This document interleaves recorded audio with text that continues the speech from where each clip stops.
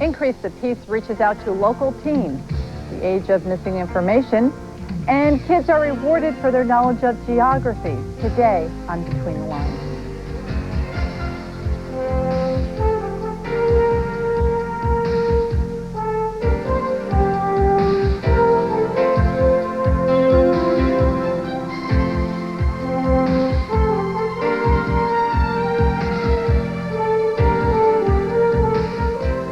Good morning and welcome to Between the Lines. I'm Karen Duva.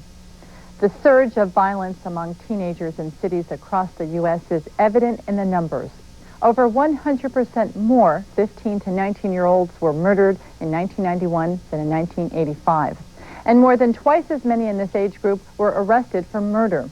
Concern about this alarming trend prompted officials in Fulton County, Georgia, to initiate the 1993 Youth Outreach Program. Karen Emmons tells us about the county's recent effort to increase the peace among local teens.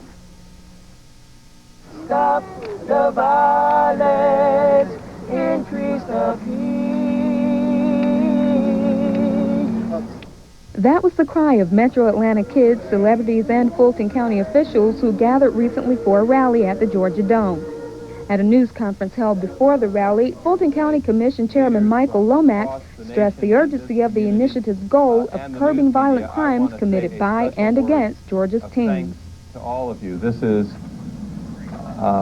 just such a crucially important issue, and all you have to do is open the newspaper in the morning, turn on the radio any time of the day, and watch the news at 6 or 11, and you know that violence is epidemic across racial, economic, social, and geographic boundaries. And while today is an extraordinary demonstration of what people who are committed to taking a message of peace and nonviolence, what we can do and how powerfully we can communicate, this is just the beginning of what needs to happen in this country if we are going to reverse tragic violence which we see all around us. Indeed, all around Georgia, the number of violent crimes among teenagers is increasing. 50 of Georgia's counties showed a rise in teen violent death rates during the 1980s.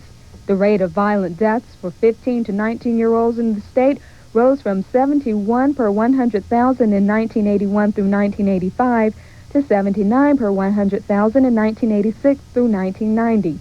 And the rate of violent deaths among African-American teens in Georgia grew by 136% in the 1980s.